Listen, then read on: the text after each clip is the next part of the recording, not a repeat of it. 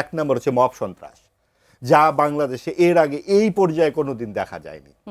আইন নিজের হাতে তুলে নেওয়া, এত অদক্ষ, অকার্যকর এবং নিষ্ক্রিয় সরকার এর আগে দেখা যায়নি, এবং এখানে পিক অ্যান্ড চুজ হয়েছে। একেবারে বাণিজ্য উপদেষ্টার বরাদ দিয়ে একটু বলতে চাই, যুক্তরাষ্ট্রের সঙ্গে চুক্তির অংশ হিসেবে বোয়িং থেকে নতুন 25টি উড়োজাহাজ কেনার চূড়ান্ত সিদ্ধান্ত নেওয়া হয়েছে বাংলাদেশের। আপাতত বোয়িং থেকে 14টি উড়োজাহাজ কিনতে 30 থেকে 35 হাজার কোটি টাকা বাংলাদেশের সম্ভাব্য ব্যয় ধরা হয়েছে, যেটি নিয়ে মূলত আসলে আমার প্রশ্ন। এটা এখনকার না, হোয়াটএভার, আপনি আলোচনাটা করুন, অসুবিধা নেই। না, আলোচনাটা করুন। এটা মানে জাস্ট আমি কারেকশন এতটুকু দিই, এই চুক্তিটা এখন এই 2-4-5 দিনের নয়, এটা বহু আগের। মানে এটা আমাদের যখন ওই ট্যারিফ নেগোসিয়েশনের নানা প্রক্রিয়া আলোচনা হচ্ছিল সেই সময় থেকে এটা শুরু। আজকে করা হয়েছে?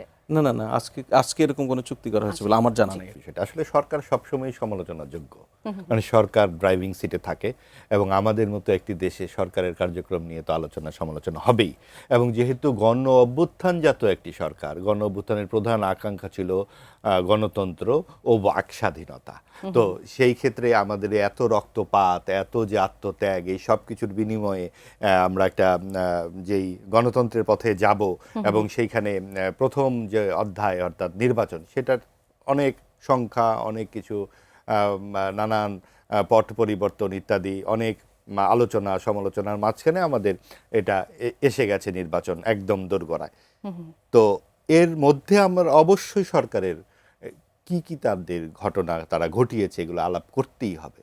যেরকমভাবে সংস্কারে আমাদের আজকে এই রাজনৈতিক দলগুলো ইশতেহারে বলছে যে ফ্যাসিবাদী শাসনগত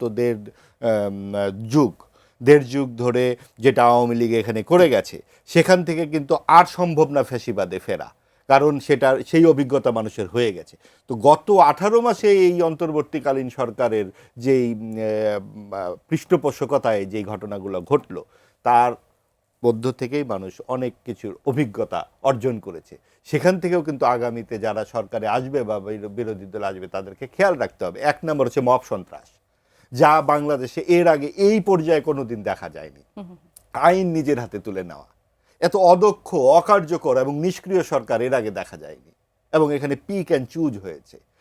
ধানমন্ডির 32 নম্বরে যখন বাড়ি ভাঙে তখন সরকার নিষ্ক্রিয়, যে এখানে কিছু করা যাবে না। আবার কখনো কখনো তারা সক্রিয় হয়েছে। এই বিষয়গুলোকে মানুষ শঙ্কার চোখে দেখে যে দেশে কি উগ্রবাদী ডানপন্থা যে সাম্প্রদায়িক শক্তি, তাকে কি প্রশ্রয় দিয়েছে সরকার? কারণ যেই সংস্কারের কথা বলা হচ্ছে, সেই সংস্কার মাত্র 30টি দল, নিবন্ধিত সবগুলো দলের অনেকগুলোই বাইরে। সেই 30টি দলের মধ্যে যে সংস্কার প্রস্তাব, সেখানে মুক্তিযুদ্ধের যে অন্যতম স্তম্ভ ধর্মনিরপেক্ষতা সমাজতন্ত্রকে বিসর্জন দেওয়া। গণ অভ্যুত্থানের কোনো প্রত্যয়ই ছিল না যে ধর্ম নিরপেক্ষকে বাদ দিতে হবে। এই প্রসঙ্গটি টেনে নিয়ে আসা হয়েছে এবং সামনে একটা ধর্মভিত্তিক রাজনীতির উত্থান আমরা দেখতে পেলাম। এবং তারপরে আপনি দেখুন যে এখানে ইতিহাস বিকৃতির একটা মহা উৎসব চলেছে 18 মাসে। এই সরকারের তো যারা এই সরকারের মূল দায়িত্বে ছিলেন, তাদের ট্র্যাক রেকর্ডের সাথে এটা আমরা মিলাতেই পারি না।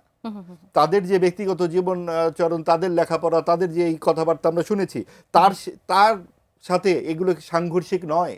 যে যারা শ্রদ্ধেয় ব্যক্তি, তাদেরকে এভাবে কেন আক্রমণ করতে হবে? যা নয় সেই ভাষায় আক্রমণ করা, কথাবার্তা বলা, এবং এই বিষয়গুলো আমাদের বর্তমান যে রাজনীতি, যে আমাদের বাস্তবতা, তার সাথে কতখানি সম্পর্কিত ছিল। তার মানে একটা সমাজে একটা চির বিভাজিত একটা সংস্কৃতি যাতে এখানে গেড়ে বসে, তার একটি চেষ্টা কিন্তু ছিল। সবই যে সরকার করেছে আমি কিন্তু তা বলছি না। সরকারের এটা করার উদ্দেশ্য কি থাকবে সেটা নিয়েও অনেক প্রশ্ন থাকতে পারে। সরকার কেন করবে? কিন্তু সরকার কি এই ক্ষেত্রে সক্রিয় ভূমিকা পালন করেছে? তারা কি নৈর্ব্যক্তিক আচরণ করেছে? যখন 30শে জুলাই সিপিবি সহ 4টি বাম দল এই ধর্মনিরপেক্ষতা ও সমাজতন্ত্র প্রশ্নে আলোচনা থেকে উঠে চলে গেল, সরকার তো তাদেরকে ফিরিয়ে আনার ব্যাপারে কোনো উদ্যোগ নেয়নি। যে উদ্যোগ জামাত কিংবা এনসিপি যদি চলে যেত অথবা বিএনপি চলে যেত, সরকার কিন্তু ঠিকই তাদের উদ্যোগ নিত। এই সরকার এই 3টি দলকে নিয়ে যখন নিউ ইয়র্কে গেছে জাতিসংঘে, কোন বিবেচনায় এই 3টি দলকে তারা আলাদা করে? বিএনপি বেশি ভোট পেয়েছিল সর্বশেষ গ্রাহ্য নির্বাচনে, আর জামাত তো 4র্থ ভোটপ্রাপ্ত দল ছিল, আর এনসিপি তো 1 বছর পূর্ণই হয়নি। তবে গণ অভ্যুত্থানের যা নেতৃত্ব, তরুণ নেতৃত্ব অনেকেই সেখানে ছিল। কিন্তু বিএনপিতেও তো ছিল, আরো অন্যান্য দলে, বাম দলে কি ছিল না? বাম দলের একটা বড় অংশ এই গণঅভ্যুত্থানের অংশ ছিল তরুণ তরুণীরা।